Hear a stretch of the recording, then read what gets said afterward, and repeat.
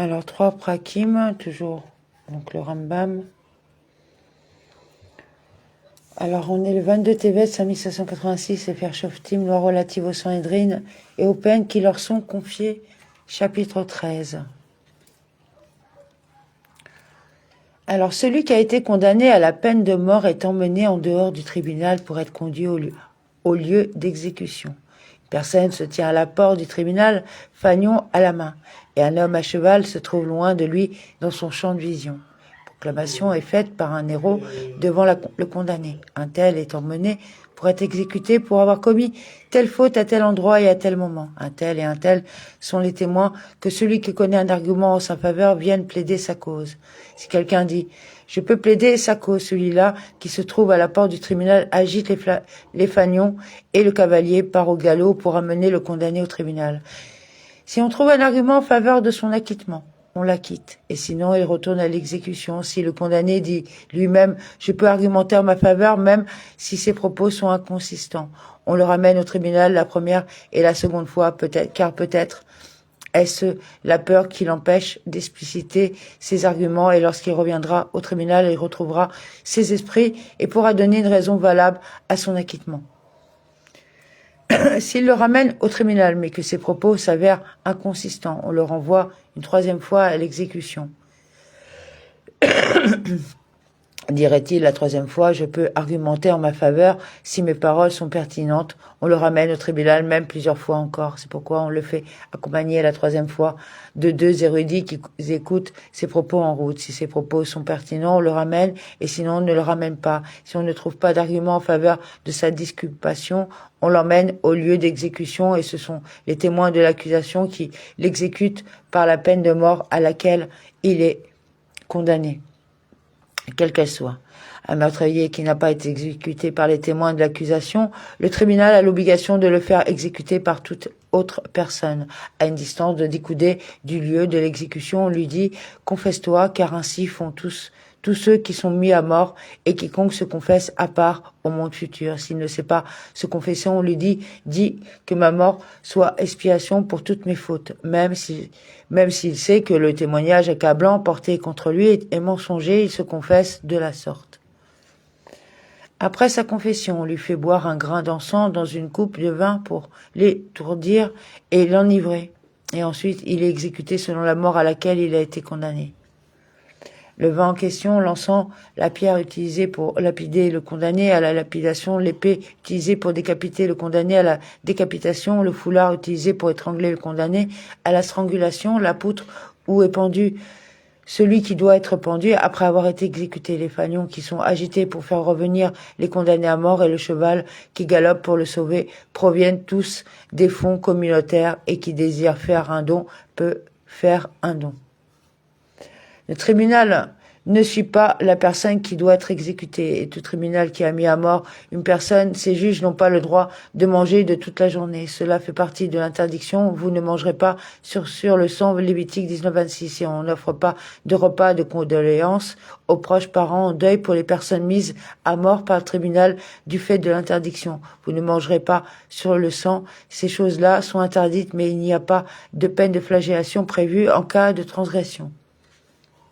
Celui qui s'est rendu coupable d'une faute passible de mort durant les jours de demi-fête, les juges étudient son cas le matin. Ils mangent et boivent durant la journée, puis ils concluent le procès juste à l'approche du coucher du soleil et procèdent à son exécution.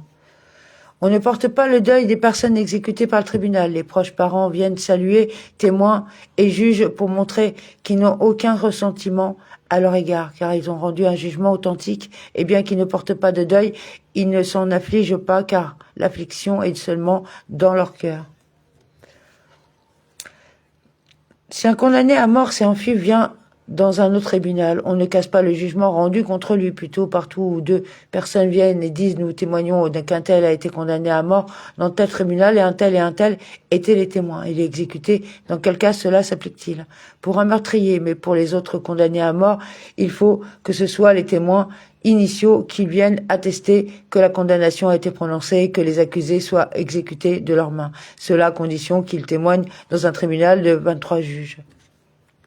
Celui qui a été condamné à mort dans un tribunal en diaspora et qui s'est enfui dans un tribunal en terre d'Israël en casse, en tout cas, le jugement rendu contre lui. Toutefois, s'il s'agit de ce tribunal devant lequel il a été condamné, bien que la condamnation ait été prononcée en diaspora, et que ce tribunal se trouve maintenant en terre d'Israël, il ne casse pas le jugement rendu contre lui.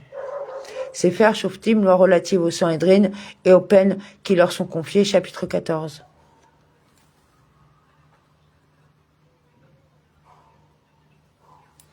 Quatre peines de mort ont été confiées au tribunal: la lapidation, le feu, la mort par l'épée, décapitation et la strangulation. La lapidation et la mort par le feu sont explicitement mentionnées dans la Torah par tradition orale issue de Moïse, notre maître. Les sages ont appris qu'à chaque fois que la peine de mort est mentionné sans précision dans la Torah, il s'agit de la strangulation.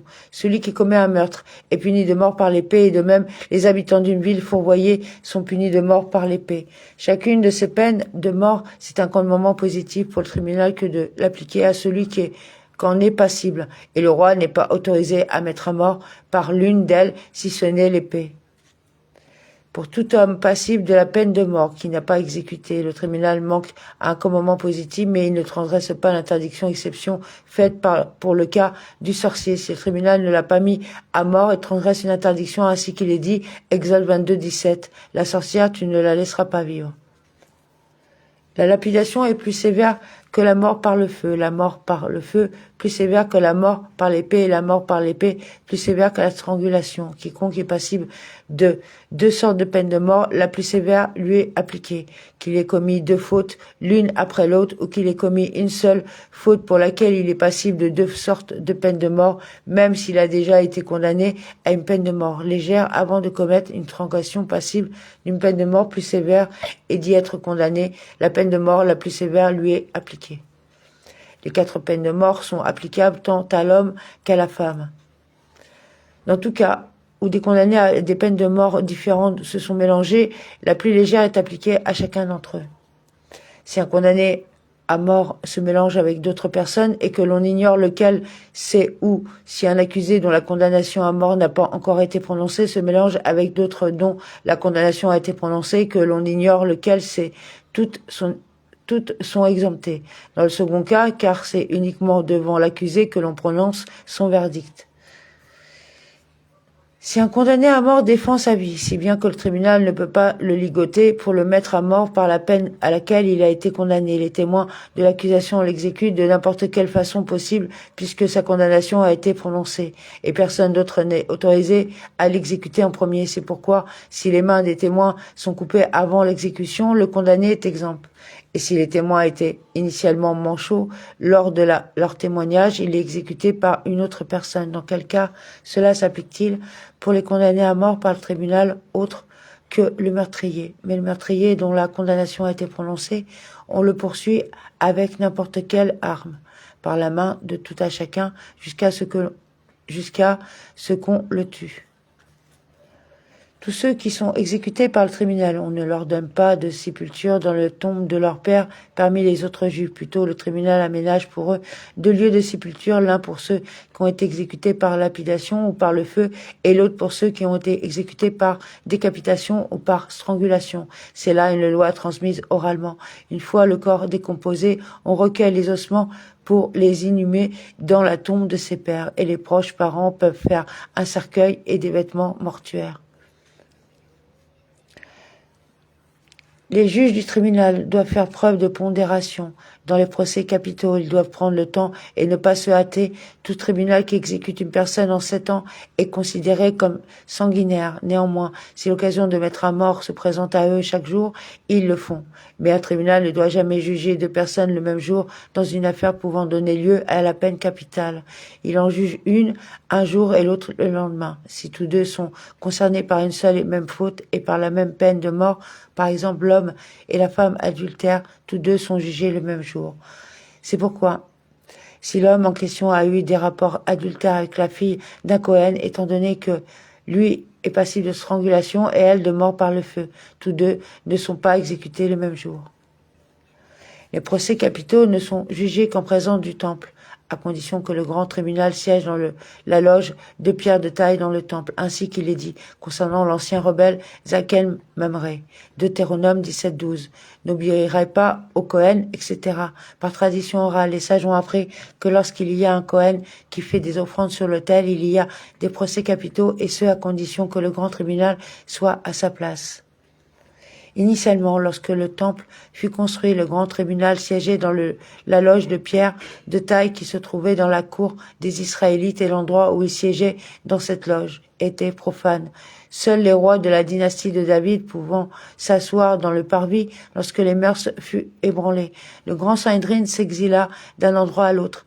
Il partit en exil à 10 endroits, finissant par Tibériade. Depuis lors, le grand tribunal n'a plus jamais siégé. La tradition dit que le grand Sanhédrin reviendra tout d'abord à Tibériade et s'installera ensuite dans le temple. 40 ans avant la destruction du second temple, les procès capitaux furent abolis au sein du peuple juif malgré la présence du temple, parce que le Sanhédrin était exilé et ne se trouvait plus à sa place dans le temple. Lorsque les affaires de vie et de mort sont jugées en terre d'Israël, elles sont également jugées en diaspora, à condition que le Sanhédrin qui juge en diaspora sont composés de juges ordonnés en terre d'Israël, comme nous l'avons expliqué, car le Sanhédrin exerce en terre d'Israël et en diaspora.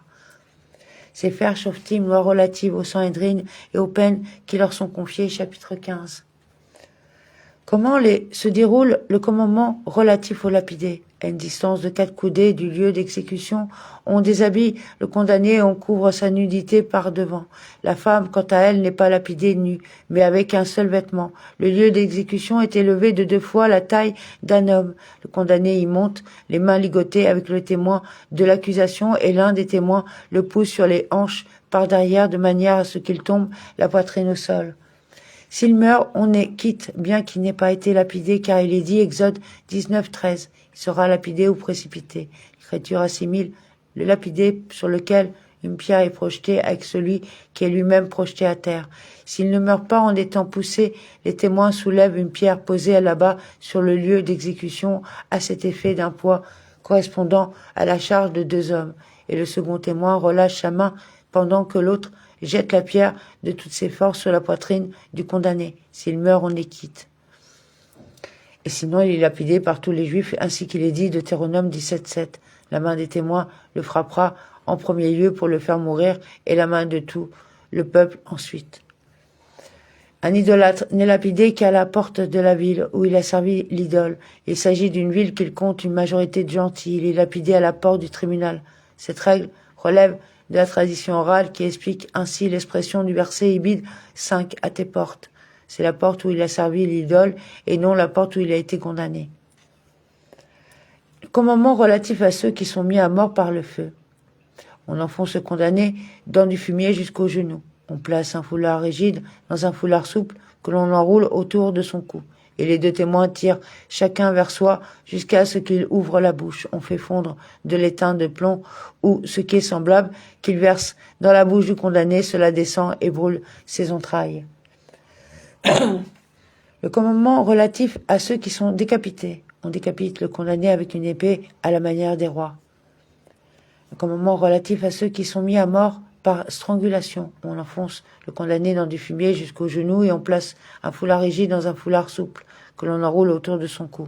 Les témoins tirent l'un et l'autre le foulard vers soi jusqu'à ce qu'il meure. C'est un commandement positif que de pendre le blasphémateur et l'idolâtre, ainsi qu'il est dit de Deutéronome 21:23, car un pendu est un blasphème pour Dieu.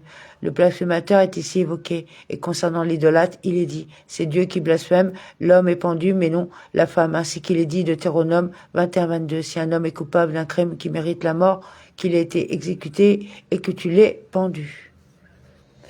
Comment procède-t-on à la pendaison après avoir lapidé le blasphémateur ou l'idolâtre? On enfonce un poteau dans le sol avec une poutre qui fait saillie.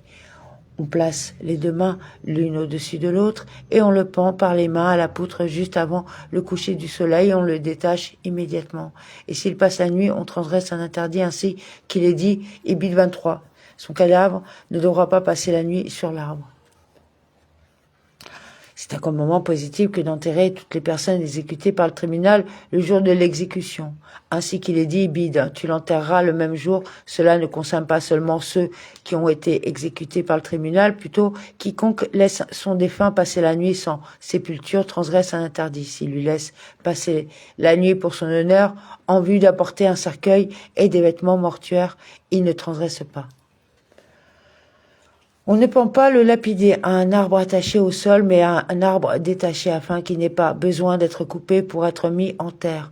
En effet, l'arbre auquel le lapidé a été pendu est mis en terre avec lui afin qu'il n'évoque pas un mauvais souvenir à son égard et que l'on dise voici l'arbre auquel un tel a été pendu. Et de même la pierre avec laquelle le condamné a été lapidé, l'épée avec laquelle il a été décapité et les foulards avec lesquels il a été étranglé sont tous enterrés dans l'espace à proximité de lui, mais non dans la tombe même.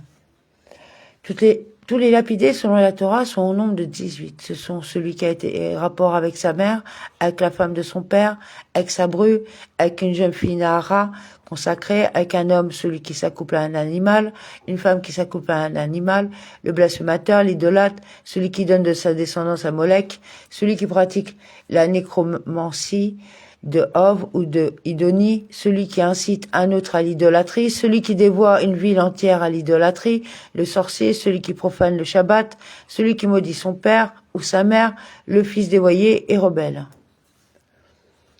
Ceux qui sont mis à mort par le feu sont au nombre de 10 au total. Ce sont la fille mariée d'un Cohen qui a commis un adultère, celui qui a des rapports avec sa fille, avec sa petite fille, par la fille, avec sa petite fille, par le fils, avec la fille de son épouse, avec la petite fille par la fille de son épouse, avec la petite fille par le fils de son épouse, avec la belle-mère, avec la mère de sa belle-mère, avec la mère de son beau-père, s'il y a des rapports avec elle du vivant de son épouse, mais après la mort de son épouse, de tels rapports sont punis de retranchement seulement comme les autres arayotes. Ceux qui sont mis à mort par décapitation sont au nombre de 2. Le meurtrier est l'habitant d'une ville dévoyée qui s'est livré à l'idolâtrie. Ceux qui sont mis à mort par la strangulation sont au nombre de 6. Ce sont celui qui a des rapports avec une femme mariée, celui qui blesse son père ou sa mère, celui qui enlève un juif, un ancien rebelle, un faux prophète, celui qui prophétise au nom d'une idole. Tous ceux qui sont exécutés par le tribunal sont donc au nombre de 36. Voilà, amen.